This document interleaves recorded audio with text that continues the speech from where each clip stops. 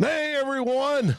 It's Dave here from Vikings First and SKOL, and I'm half the part of two old bloggers. You have me, and right over there on the viewer's left, you have Darren Campbell. We've been doing this for over 2 decades apiece, commenting publicly on your Minnesota Vikings. Started out in written form, and over the last few years, we've been doing it visually. I don't know which is best for you, but we have a blast doing it. And then today, we've got a show lined up for you, one that will focus on our normal 3 themes. First theme is draft prep starting this week. This is the week that you, the viewer, can watch players and start to evaluate them how you see them. Why? Because we have the Shrine Bowl on Thursday and the Senior Bowl next Saturday. And in both those cases, you have scouts from the teams evaluating players. And you could be that scout too. All you got to do is watch. Second theme of the day will be some quick hitters. We're going to talk about Joe Barry being fired up in Green Bay and what that might mean for your Minnesota Vikings. Also, there was the remarks this last week that stirred the pot. Kirk Cousins got interviewed and said some nice things about Bill Belichick. Then, finally, we're going to wrap the show up with a deep dive into the tight ends. Are the Vikings good on tight end? Will T.J. Hawkinson's injury be healed in time? Well, stand by and we'll find out next on Two Old Bloggers.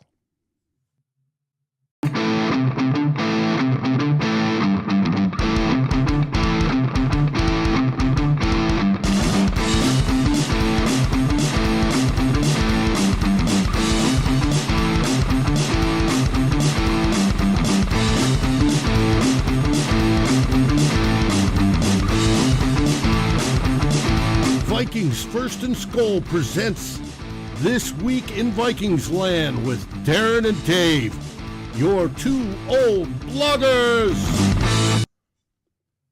Hey, everybody. I want to welcome everybody from the chat. I see Dave, Dan, Anthony.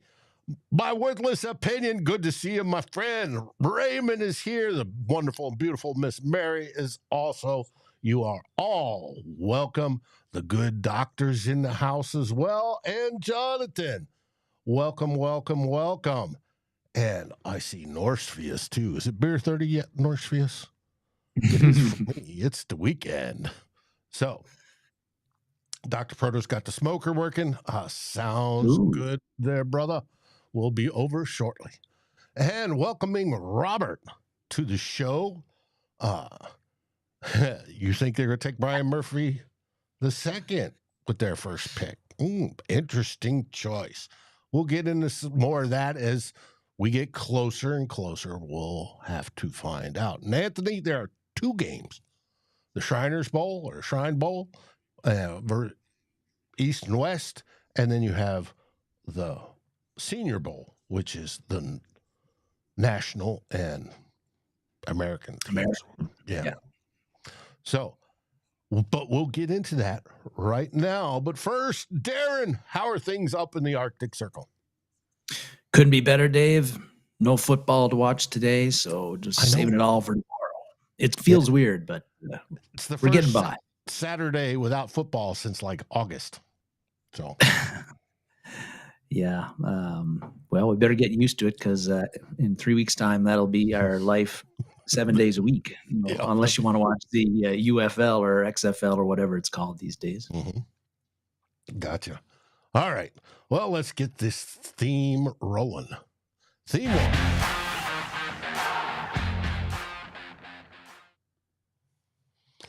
1. Let the Vikings draft prep begin. Indeed, Dave. We are at the time of the season, the NFL season, where you've got 4 teams who are still focused on 2020 on this season and winning the Lombardi Trophy this year. And then the other 28 teams are already moved on to next season, and the future next season, and winning a Lombardi next season, and maybe and hopefully many times in future seasons. The Vikings, unfortunately, happen to be one of those teams this around this time, I feel like that the draft, the draft prep, the whole draft brouhaha frenzy really starts this coming week when you get the East West Shrine Bowl and the Reese's Senior Bowl. They take place, and the East West Shrine Bowl, you already mentioned it, that happens on Thursday in Houston, I believe, and then next Saturday Dallas. you got. Is it Dallas? The game may be in Houston. The practice is in Dallas. Okay, I think I was mistaking things because they did play at Allegiant Stadium last year, but maybe they're not playing there. They may be again, but the practice is going on at Ford Center, the training facility for Dallas. Well, they can't be playing in Houston then. That'd be like too long of a trip. Like, why would you practice in Dallas and then play in Houston? But and then in Alabama, the Senior Bowl happens on Saturday, we talked about how Kwesi Adofo-Mensah last week has to really nail this draft. So this is really where things really get prepped up, where they get ramped up. And fortunately, our own Tyler Forness, Dave, if you haven't heard already, our own Tyler Forness is going to be at the Reese's Senior Bowl. And that's great for Tyler. It's great for our loyal viewers and loyal followers and subscribers on SKOL, on First and SKOL, because Tyler's going to be bringing you, he's going to be there on the ground the whole week. Year in a row. Yeah.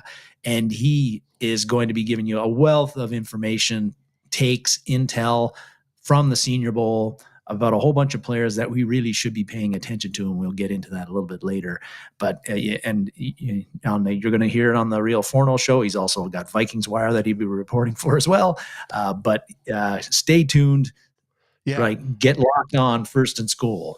This is where you have to like, subscribe, ring the bell, set it to all notifications, because he'll be going on next week with shorts where he's holding up his phone and he's going to comment on player A just did this. Yeah. It looks fantastic, right? And so if you want to see it when it first hits, have those notifications on and they'll come up, and they're going to be shorts, 60 seconds or less. He's going to talk about quick this and quick that, and we'll assemble full shows after that. But if you want the latest up-to-date stuff, make sure you have your notifications turned on and all notifications selected, not just, whenever YouTube feels like notifying you type thing. There was a question down there, Dave, about is the Senior Bowl open to, I think, either all seniors who are eligible for the draft, not to all players. Okay, there's an interesting change to the Senior Bowl this year and how they do business. I'll tell you how they do business. It used to be nothing but seniors. This year, they've opened it up to underclassmen, i.e. juniors. And I listened to a podcast this week where they were talking about how they go about selecting people that fall in the range that are eligible to be there. And it is very much the president and the general manager or whatever that runs the Senior Bowl. They take this process very, very seriously. They look and they try to see who is eligible, and to figure out who's eligible, believe it or not, they use PFF, the college products of PFF, and they start racking and stacking players. All right, they're going to take the best quarterbacks, running backs, linebackers, et cetera, et cetera, et cetera. Now, they know if that player is a top 5 player, they're not coming, because the top 5 players aren't generally going to waste their time and possibly hurt their status in the draft, so they're not coming. Now, they may extend, hey, would you like to, an informal invite, but they're going to put formal invites to everybody else that falls under that, and to see if they come. Well, this year, that's always been the case for seniors. This year, they allotted so many slots for juniors because they've recognized that finally this isn't just a seniors only sport, there's juniors that come out and they need to be evaluated too as well. And so, like I said, with their processes, which includes PFF's college side, they select those people. They send out invitations. Invitations are accepted or not. If somebody's higher than that, range that they go for, and they want to come there, they're allowed to come there. And that's how they set up for the Senior Bowl. The Shrine Bowl, which is also sponsored, and the NFL sponsors the Senior Bowl, and I do believe they do with the Shrine Bowl too, is a mixture of some of those players and a little bit lower in those pools that might not get the Senior Bowl invite or the Senior Bowl's full. They go generally to the Shrine Bowl or get invitations there. And that's where you get the biggest pool of these guys are draft eligible. They are committing to the draft. Obviously, they've got to do that already. And we believe they could become NFL players. So here, teams, you want to get your scouts down there and start looking at them close up. That's how that works. Thanks, Dave, for all that information. You're talking about these two games. If you've looked at, and we talked last week about when we were assessing Kwesi Adofo-Mensah, how has he done as his job, and that 2024 is like a crucial offseason for him, for the Vikings, because his first draft was a bust so far. The second one's looking better, but he didn't have a whole lot of, it was a small class, and he's really got to nail this draft. But if you look at, I didn't used to pay a lot of attention to the Senior Bowl or the East West Shrine Bowl game, but with this administration, with Kwesi Adofo-Mensah, based on his two previous drafts, Dave, he's had a great proportion of those have been, of the 16 players he's drafted, a lot of them have been seniors, and 9 of the 16 draft picks have either played in the East West Shrine Bowl game or the Reese's Senior Bowl game. So you, as a Vikings fan, if you love the draft, and we all do, you should be paying attention to these two games, because there's a good chance that a lot of these guys that they're playing are going to be Vikings. Some of them are going to be Vikings in the 2024. From last year's game. Last year's game, we had Jay Ward, Jaron Hall, and Mekhi Blackman all played at the Senior Bowl. And also, Ivan Pace Jr. and Andre Carter, who weren't drafted at all, were also at the Senior Bowl.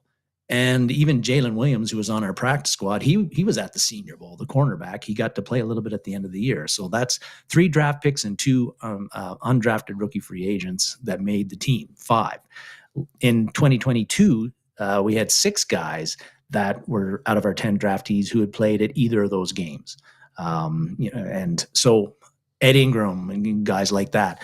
Booth and Scene didn't play at him, but a lot of the other, the back half did. And so this is got to be 2 games that you really should be paying attention to. And another thing that's I think is important is that everybody's going to have scouts at these games, like you said, eyeballing the players.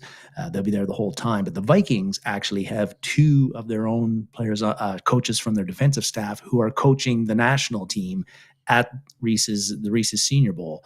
They include the guy you got pictured here, Daronte Jones, who is our pass game coordinator and defensive backs coach. He is going to be the defensive coordinator for the national team. And then Imarjaye Albury, who's a defensive assistant with the Vikings, he is going to be coaching the linebackers and the edge rushers for the national team on Daronte Jones' staff. I think that's not a small thing here, Dave. I think that this could be, if Kwesi Adofo-Mensah and his front office and his scouts have got to nail this draft, I think this could be a way to help him, an advantage, and help him to achieve that in 2024. Because, and the reason I think that is that, look, if you go to, the Senior Bowl isn't just a carefully constructed pro day by these players at their school. it isn't the combine where you're watching them running in shorts and in shorts and doing various drills, non-contact drills, and you only get to, and then you have the speed dating, as it is, the 15-minute interviews max that you get with the guys. Right? Here's the rose Senior for Bowl, you. I like you. yeah, that's right. Yeah. So we got Daronte Jones and Albury are going to be coaching a lot of these kids. They're going to be seeing them every day. They're going to be working with them. They're going to be coaching them up. So they're going to now anybody. I'm sure looking at them firsthand at the field in the game, they've probably seen a ton of tape on a lot of these kids. So I'm not saying it doesn't help to see them show their wares at a game like this, but that's certainly helpful, but that's probably not the biggest aspect of it. But it is a game where there's going to be hitting. That you got, everybody is trying to make a mark. So it is a real football game that these kids are going to play, and they will get to see how they react and how they stack up against some of the best of the best. But I think the kind of the off the field kind of stuff is going to be just as important, because the Vikings have a culture here. There's certain players, I'm sure, that Kevin O'Connell and Kwesi Adofo-Mensah consider Vikings material. And so Daronte Jones and Albury are going to get great intel on, like, how do these kids, how do they take to coaching? Do they transfer what I tell them on the field and correct their mistakes and get better? How do they interact with their teammates? Do they do the extra work after practices? The grunt work, the extra reps, the jugs machine stuff, the things that players need to be great, to get better than they already are. And again, how do they handle themselves when they face adversity after a couple of plays, or after a coach tells them something that maybe wasn't very positive? All of those things are going to be great intel that Daronte Jones and Albury are going to bring back to Egan after this game is over, that the Vikings and Kwesi Adofo-Mensah are going to be are going to put into the input, the data machine, and help them to determine, is X player a guy we want to draft if he's available at this certain time. So I think it is not a small advantage, and it's good that we've got two coaches, because the other team that finished just below us in the NFC North, the Chicago Bears, actually have 3 players from their coaching staff who are going to be on the East-West Shrine Bowl games staff. I forget if they're on the East or the West team, but they've got 3 of their staff there. So they're going to be getting the same kind of intel information on some of those players that Jones and Albury are going to get at the Reese's Senior Bowl game. And typically, Dave, one last thing here is that at least since I've been paying attention to these Senior Bowls, like, a lot of these players are not day 1 picks. Mm-hmm. They're day 2 and day 3 picks. The Vikings have a ton out of the 9 picks right now, and we don't know, trading up, trading down, how many we're going to ultimately end up with when the draft happens. But we have 9 picks right now. 7 of those 9 are on day 3.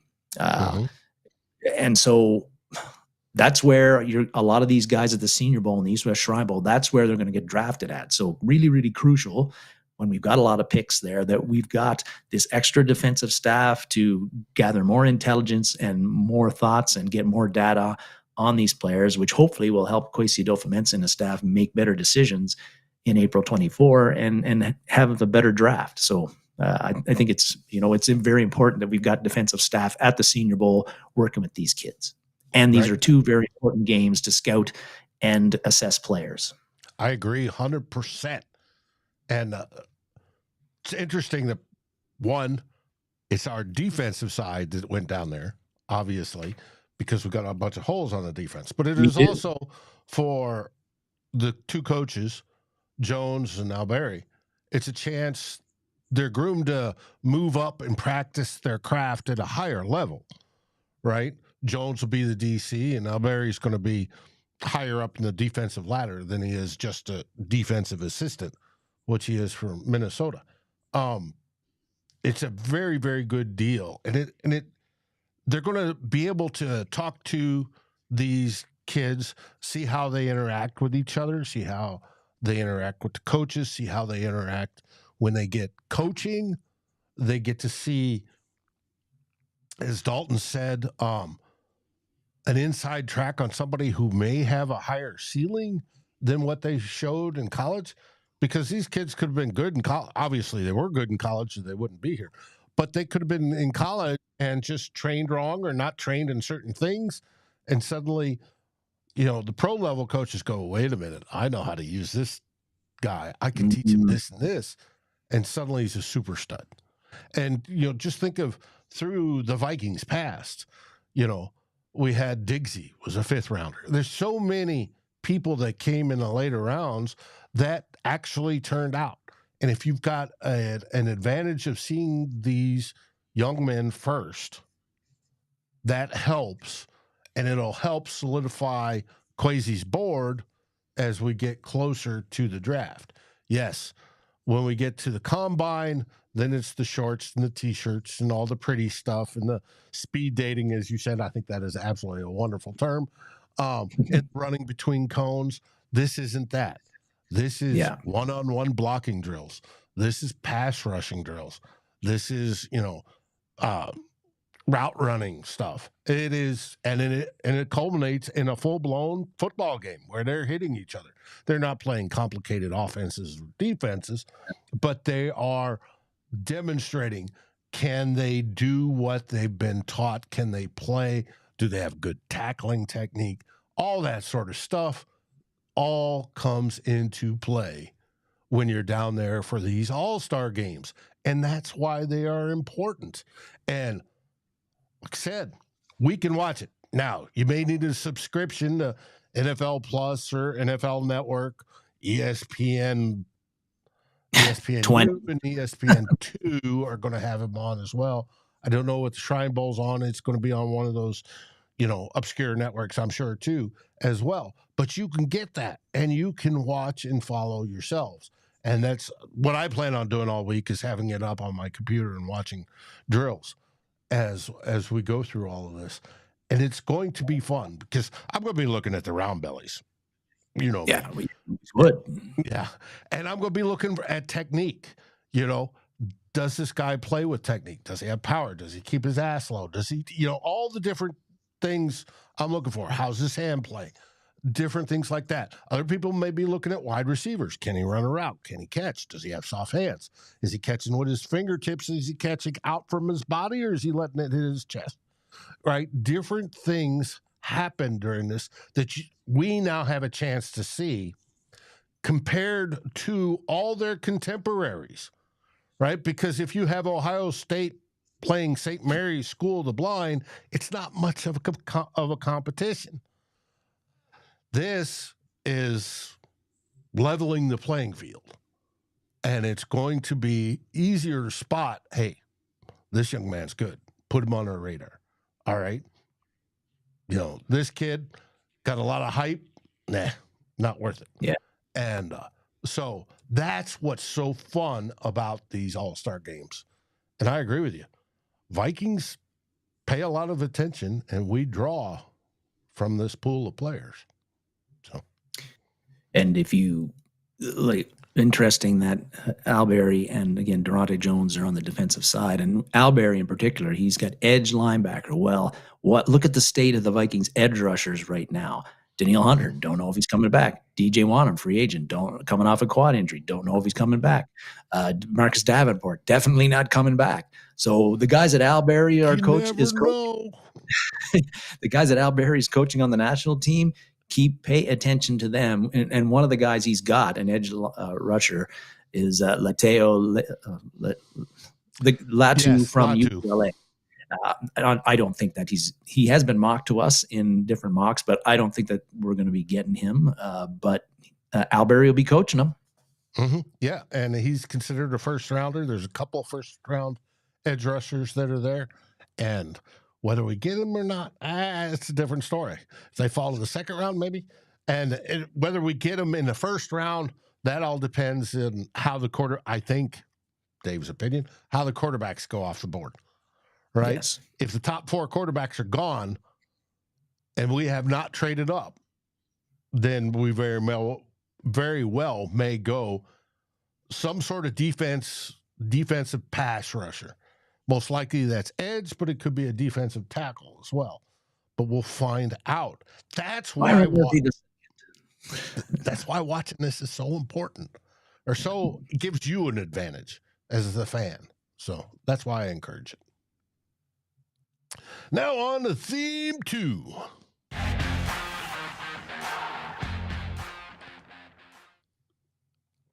Quick hitters.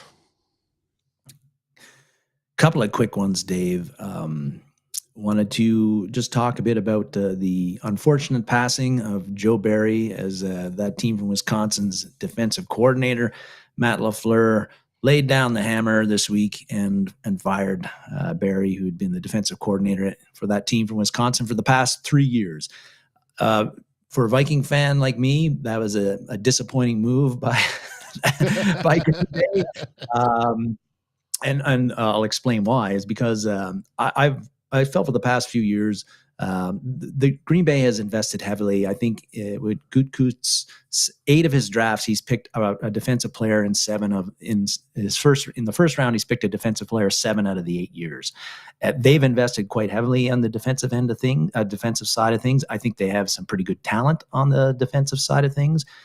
And but for whatever reason, Barry, in the 3 years that he was there, was not able really to bring out the best out of Green Bay. They were 17th in points given up in his first year. His second year, this year they got up to 10, surprisingly. So they were good as far as points given up. They gave up the 10th least per game. But they were really bad stopping the run the past 2 years as well.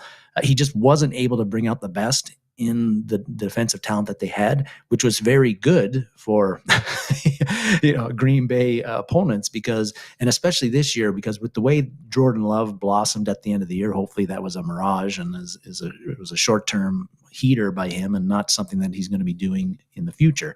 But with the offense, the way the Green Bay offense looked, how they progressed, how they looked very dangerous, how they're young right now, if they got a defense that was like better than mediocre that they have been under Barry, you better watch out, NFL.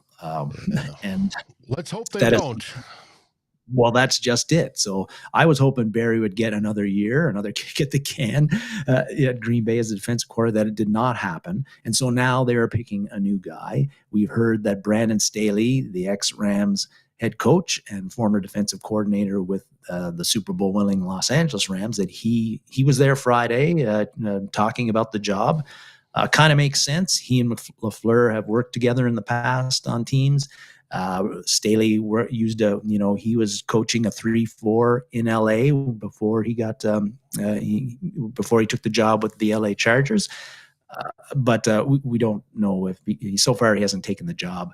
The interesting thing is that there was some rumors, some things out on the World Wide Web that Mike Zimmer might be a potential candidate, or old buddy Mike Zimmer might be a potential candidate for that team from Wisconsin's defensive coordinator job. A month ago, he was talking to Tom Pelissero with the NFL Network, and he said, I want to get back into the NFL coaching. I'm ready.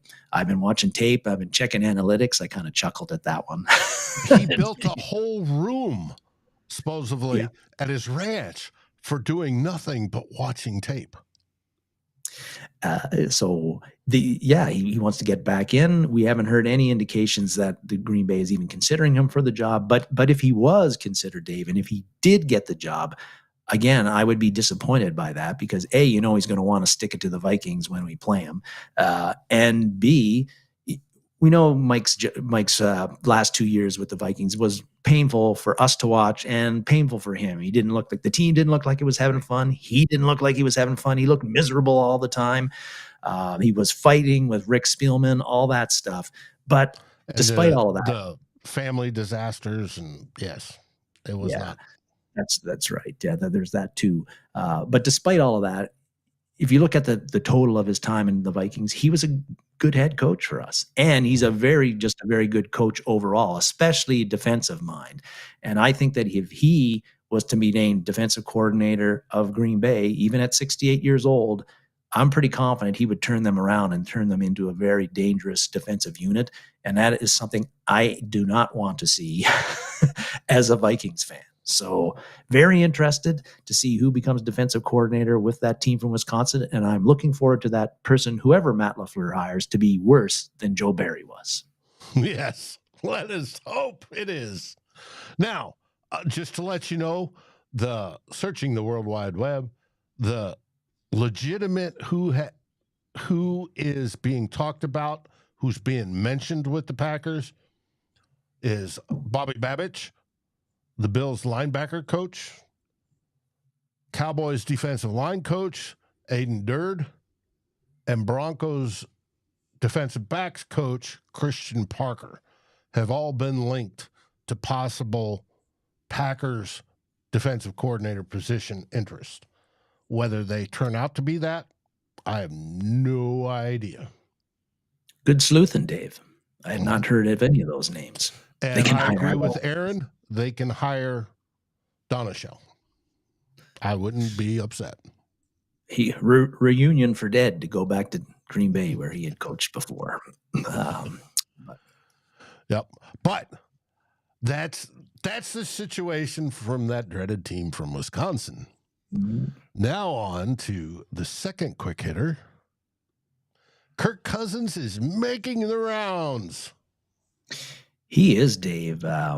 He is not hiding as he gets to hit free agency. No, I think he's not. His public affairs game has increased.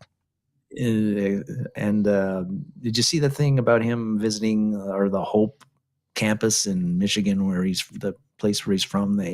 Some students spotted him, like he would look like apparently he was rehabbing his Achilles injuries, and a couple of students spotted him, and they told their professor, and the professor said, "Bring Kirk in, and I'll give you an extra credit." And so, of course, Kirk being Kirk, he played along with it and went in. Anyway, once again, more positive press for Kirk Cousins. He's loving it. Yep, he is. But you referenced it at the beginning of the show. Last week, he caused a bit of a stir when he had some nice things to say about Bill Belichick in an interview, and saying that, hey, if they asked him, would you want to play for Bill Belichick if the opportunity arises? And there you got it. You got the quote up there. And he said, just one of many quotes. I think the biggest one people are all up in arms with is this one. And now, so that caused quite a bit of a stir. Then you've got Davante Adams of the Las Vegas Raiders on a podcast. He was asked, what quarterbacks would you want to play with? And he mentioned Kirk Cousins specifically as one of two that he'd love to have throwing him the ball. I bet he would.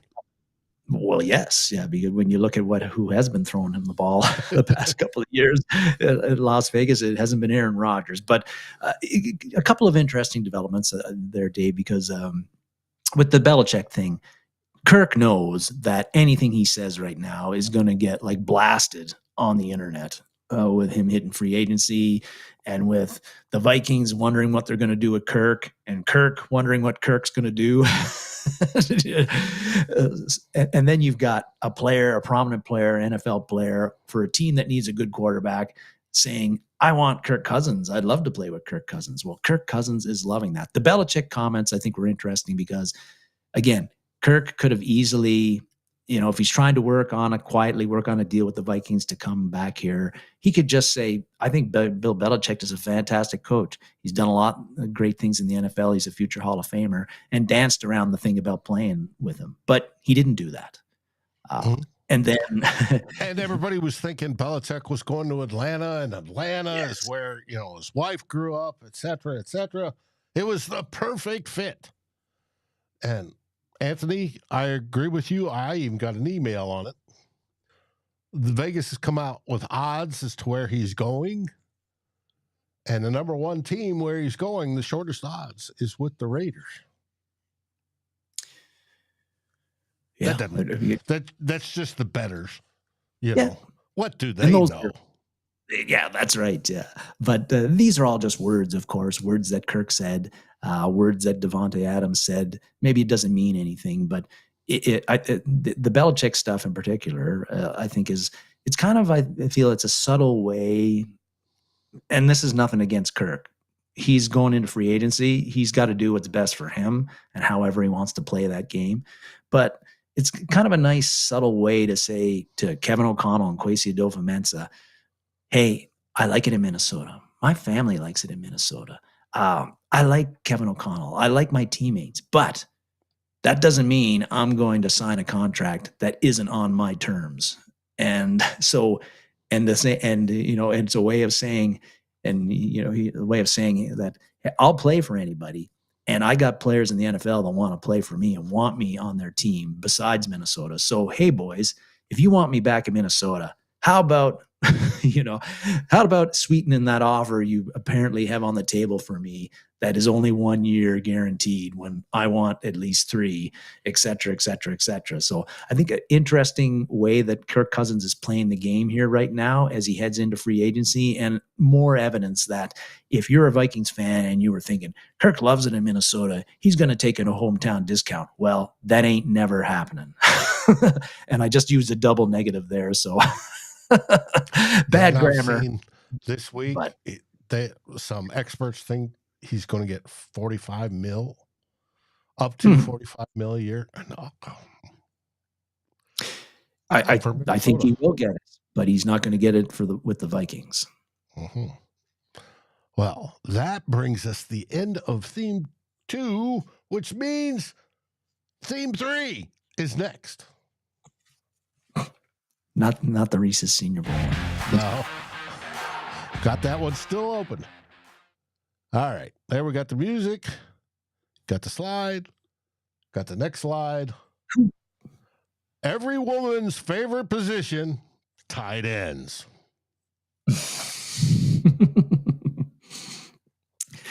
We're on to the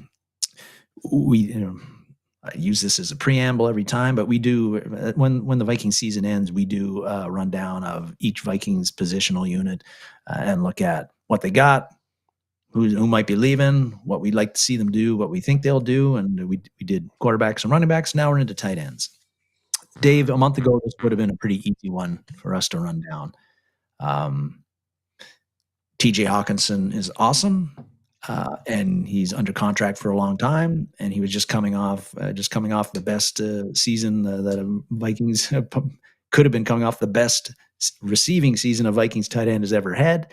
And we had Josh Oliver, free agent acquisition in 2023, who who was blocking like a motherfucker all season, and also set career highs in catches and yardage. And then we had Johnny Munt and Nick Muse, who are set to be free agents at different ends levels of the free agency. Yeah, different levels. Who might be coming back or might not. Brock Bowers, I don't think so. but anyway, I'd like to have them. But their roles with the Vikings in 2023 were either minimal in Johnny Munt's case or non-existent in Nick Muse's case. But, with Hawkinson coming back. Played a couple of snaps. That's right. And he had a nice 20-yard catch in the last game too, but I wish I could have seen more from him actually. Anyway, but really the Vikings, when you got Hawkinson and you got Oliver doing what he's doing, yeah, we'd be a little thin on the depth side of things, but I think that I wouldn't have expected a whole lot of changes to the Vikings tight end positional unit going into 2024. But then on December 24th, Kirby Joseph went low, hit Hawkinson in the knee, and we all know what happened then. Torn MCL, torn ACL, done for a large stretch of the time. Uh-oh, because you got the graphics up there, but you sent a little note to me the day after, I think, that it got announced that TJ had the torn ACL and the torn MCL. A note from the Mayo Clinic saying that a pro athlete's recovery from an ACL was 9 to 12 months. So best case, that's a professional football player. Yeah. For those that are curious, a pro athlete, a professional football player in particular, because they measure these things. If it's you or I that do this, 12 months minimum, baby. Yeah. And so the best case scenario with this is that Hawkinson would make it back probably maybe week 2 or week 3 of the 2024 season. Worst case scenario, he's not back until like the last game, maybe late in December, you've only got 2 or 3 games left in the season, and depending on where the Vikings are, maybe they wouldn't even want to play him then if you're way out of contention. So the Vikings can probably get by with not making huge upgrades at tight end if Hawkinson is only out a couple of games, and they will know his medicals, right? Because they'll be tracking him and working with him all the way through the recovery process.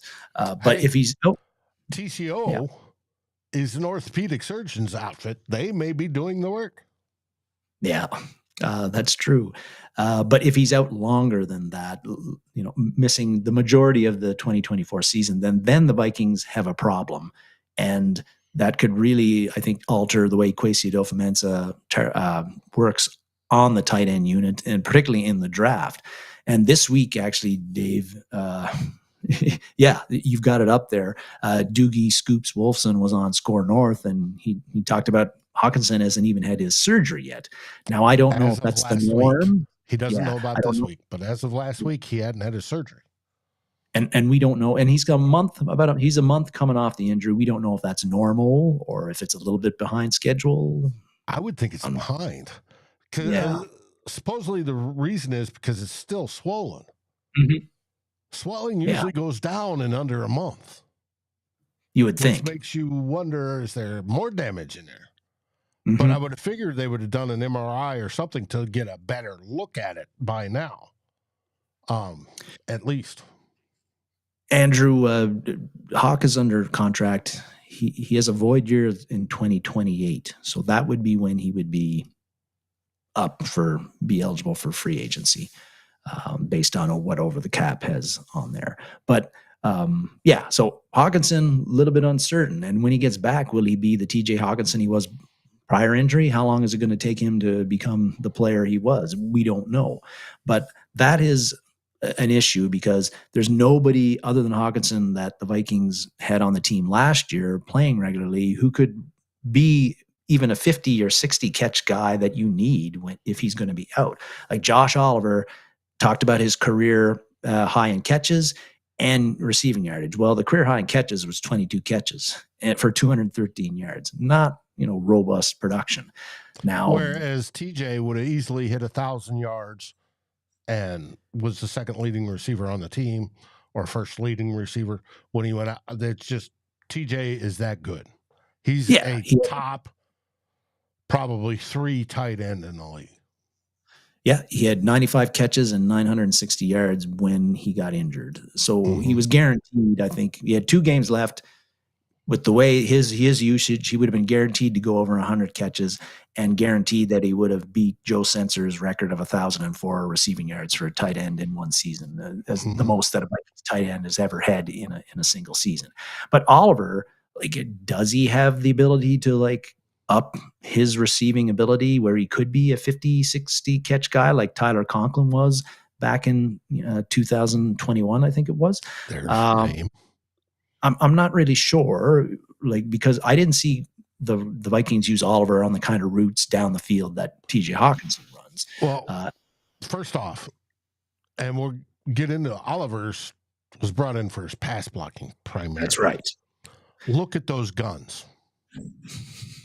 The dude is built more like Jimmy Kleinsasser was than we'll get to later, Nick Muse or somebody. Can he step up and make that sort of difference that you're asking? That can he replace TJ Hawkinson in that sort of production? No, he has not shown that in his 4 years in the league. But blocking wise, he's highly ranked by PFF. The Vikings often had him one-on-one with big edge rushers, and Oliver often won those battles. So that he can block, and Hawkinson blocks too, not like that, but the Vikings offense needs a TJ Hawkinson to operate at the level that they want it to operate at, and Josh Oliver is not it, and neither is Johnny Munt. And Munt actually was put in the pass receiving role when Hawkinson went out, as opposed Oliver still stayed as the blocker, didn't play as many snaps. Munt was the guy who became the pass catching tight end, and he did okay. But again, he's a guy, he's never had like even 20 catches in a season, and he's been in the league a long time. For me, he's an unrestricted free agent this year. I don't even know if he'll be back with the Vikings, but Kevin O'Connell seems to love him. So I do expect that he will get signed, re-signed, and it would be for dirt cheap. But I think it's called a man crush.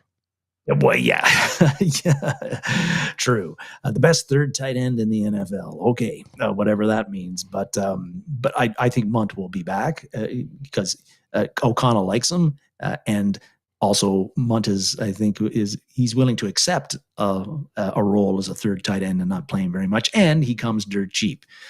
Now Nick Muse is kind of on the same end. He's an exclusive rights free agent, so basically that means that. Explain what that is. Yeah. Did you doctor that? No, it happens to be a camera angle thing, but you can tell there's a huge difference between that and that. Yes. But Nick Muse is a guy who he's exclusive rights free agent. So I believe that if the Vikings tender him, like that's basically it. Like he wouldn't be able to hit the market. And I don't think there'd be much going to offer. No. Yeah. You know, if they tender him for a second rounder, nobody's going to touch it. No. But he's a guy that I thought really, you saw it in preseason, I thought he really improved from his rookie year where he didn't even make the team and was on the practice squad to where he actually made the team in his second year. And when he finally got in the game, again, he had a nice catch. It was only one catch against Detroit. But to me, I'd prefer if the Vikings got rid of Munt and kept Muse because I think he has more upside, more potential to be something more than a number 3 tight end. But I don't think that the Vikings feel that way. I feel that the Vikings will bring back both. They'll certainly have room on the roster to bring them back both. And they'll both be inexpensive. But you can't roll into 2024 with Hawkinson on the shelf, likely potentially for a long time, and then Oliver, Muse, and Munt as your top 3. The problem is, I think free agent wise, if you look at the tight ends free agency, not very impressive. Dalton Schultz might be the most guy that it would be impressive, but a lot of them, the tight ends that are set to hit the free agency market are all, and some of them won't even hit the market, but a lot of them are 30 years old or older. And there's no upside. There's no upside. And what guy, half decent tight end, especially a pass catcher, is going to want to sign with the Vikings even for a year if he knows he's going to sit behind TJ Hawkinson if Hawkinson is healthy. Yeah. I don't think that they'd be able to get anybody that would be a replacement to Hawkinson receiving wise who would actually be willing to sign here because he knows he's not going to have much of a role. So really, but we do need to add somebody else to the room. And I think that's where Kwesi Adofo-Mensah, again, they're going to really have to hone in on day 3 prospects in this draft because I don't think we're going tight end in round 1, even if we, and certainly, yes, Mullins is still under contract for 1 more year, but no guaranteed money in that 1 year, I believe. And we don't have a 3rd round pick currently. But I think like day 3, the 4th, 5th, 6th round, where we have 2 4th rounders, 2 5th rounders, and 2 6th rounders right now. I think that's where Kwesi Adofo-Mensah, considering with the uncertainty with TJ Hawkinson's health, that's where they've got to target a tight end with pass catching upside. And a few guys that I think could be looked at, and we don't know who the Vikings like, but 3 guys who are at the Senior Bowl this week, Dave, there's a reason to watch it. Yeah, there's Brevin Spann-Ford, a Golden Gopher. I'm not picking him. I'm not pointing him out because he's a Golden Gopher and a hometown boy. I'm pointing him out because this guy is huge, 6'7", 270 pounds. That's a tackle size. Yeah, and he didn't have like really huge, impressive statistics this year. I think like 20-some catches for 200 and some yards. But the Gophers quarterback situation was not very good. So he got hampered there. The previous year when he had Tanner Morgan as his quarterback, he had over 40 catches and almost 500 yards receiving. So he can catch the ball, and he's huge. Another guy that would be worth looking at, who is Jared Wiley from TCU. Now, another huge guy, listed 6'7", 260 pounds, but he's actually like more, even though he's got that big size, he's considered more of a pass catcher than a blocker. And he had a very good year at TCU. Again, I think over 50 catches, over 500 yards, had 7 or 8 touchdown catches. So and he's known more for his pass catching than his blocking. Could be a guy to watch out for. Another guy, I think, who's also at the Senior Bowl, Theo Johnson from Penn State, 6'6", 260, caught 32 passes, I think, almost over 400 yards, almost 400 yards passing, had, I think, 6 touchdown catches. So some pass catching upside there. And again, and all those guys I think will be available between round 4, round 5, maybe even round 6, where the Vikings have extra picks and could afford to take a shot at a young tight end who you can grow and develop, might even be ready to have a pass catching role next year. And also you got to think of the future, right? Like, look what Baltimore did. They had Mark Andrews, all-world tight end, but they drafted Isaiah Likely the year in 2022. Well, Andrews gets hurt this year. Who do they bring in? Isaiah Likely, and he's like thriving in a pass-catching role. The Vikings don't have that kind of young understudy to TJ Hawkinson, and I think with the injury with Hawkinson, they could probably use that right now. Well, and as I've always said, it takes 3 to 4 years to develop a tight end. Generally, there are exceptions in the NFL. That's why the saying you're drafting a tight end for his next team. But yeah. I agree with you that if you find somebody like this that can suddenly be minimum at least adequate to start off, you're way ahead of the game. Way ahead of the game. And then once TJ comes back, then you got a pair of them. And from that, you just got to absolutely love the chances, because you'll have 2 pass catchers plus, Josh Oliver can catch passes, but he can also block. Oh, boy. I'm looking at the heavy sets, and I'm drooling, baby. I'm drooling.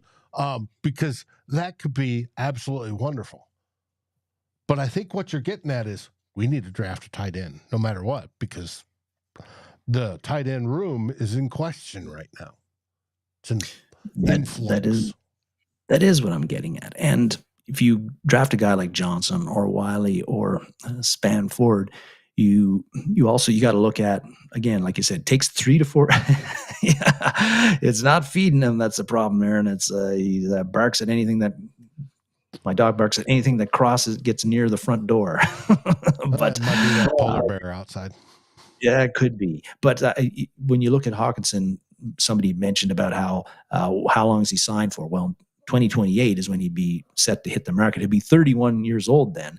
At that point, if you can draft a young guy, develop him, maybe he's ready to step in and be the starter, when maybe Hawkinson at 31 isn't what he used to be and is too costly to keep at his level, at his age and level of production. And so you can have a succession plan there. We don't have one right now at tight end for TJ Hawkinson. Mm-hmm. Very, very smart. I like that. Like it very much. Well, we've got whether we bring back Johnny Munn or not, probably. Whether we bring back Nick Muse or not, probably. Nick Muse, I'm almost definite. But we'll find out. And it all depends. Hopefully, TJ Hawkinson heals quick.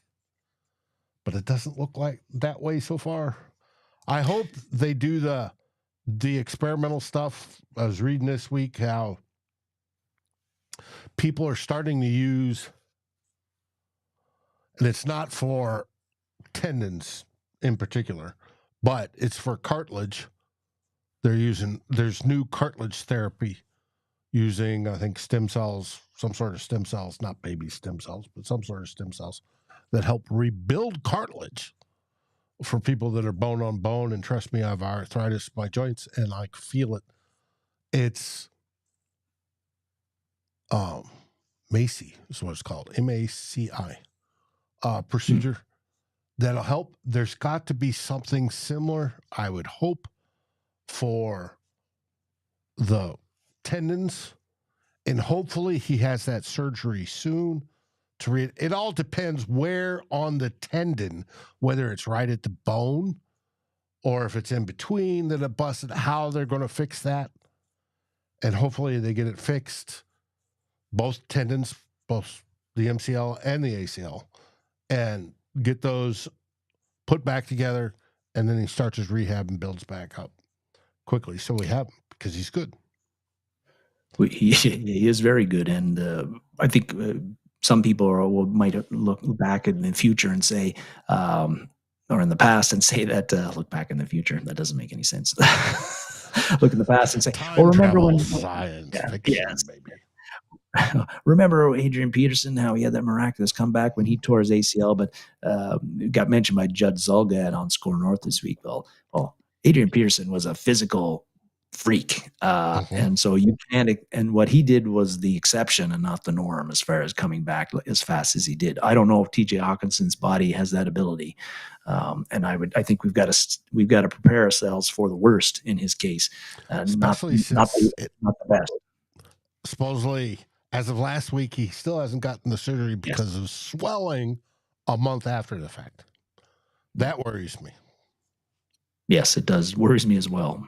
Because, like you said, could mean something. There's more wrong there than what we initially thought, which wouldn't be good. Aaron's talking about when we're talking about sci-fi getting an AI quarterback for cheap. Maybe it works. Maybe it works. Maybe if you could put one into a robot that could throw it, and NFL will allow having it. Maybe, and we may eventually get there. That all the games are that way. Steven, welcome, my friend. I hope your summer is going absolutely wonderful. Anthony, I showed the bottle before. It is Redemption Bourbon.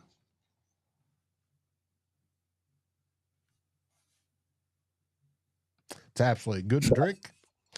And so everything is good. Now, that brings us, I'm afraid, to the end of the show. We've gone through all three themes, from starting off with the Senior Bowl and East-West Shrine game that are going to be this week, and that we highly encourage you to watch them because you yourself can start scouting and pick favorites. That's what it's for. We may not actually draft that guy, but pick favorites you like so we can talk about it more between now and the draft, right? When you hop on Two Old Bloggers or The Real Forno Show or any of our products that we've got coming out in the near future, you can do that. And then we get into the quick hitters, whether it be from the Green Bay firing their defensive coordinator, which is always a good thing because it means they suck. Not that it was the defensive coordinator's fault that Mr. Love threw across his body, channeling his inner Brett Favre for an interception and losing that football game. And then we talked about Kirk Cousins putting himself out, making his public persona absolutely wonderful, and trying to force the Vikings to pay him more money. Question is, will they? Hopefully not. Hopefully we draft our next future quarterback. And that's me personally. You may disagree with me. There's plenty of fans out there that do. Your thoughts are as valid as mine. So I'm not meaning to insult anybody, but that's what's going on there. And then we finished up with our tight ends, because there's got to be something done, some way, shape, or fashion, so that our tight ends are at least competitive going into next season, even though we seem to have a good bunch already. We'll find out. Darren, are there any other things you'd like to share? Like, what type of dog do you have? You're on mute. Oops. I know what happens. No, it's still on mute. No biggie. That stuff happens. We have technical issues every once in a while. Hey, it's modern. But with that, we're going to call it a day. Make sure you watch all this week. Like I said, like, subscribe, ring the bell, and on the ring the bell settings, set it for get all notifications, because Tyler is going to be going live at various times during the day while he's covering practice and doing interviews for Vikings First and SKOL. So we'll be there for you. And as always, enjoy your friends. Enjoy good food, good beverage. Have a great week. And what do we say, Darren? Have you got it back yet? Nope. We say, SKOL Vikings, and thanks for watching.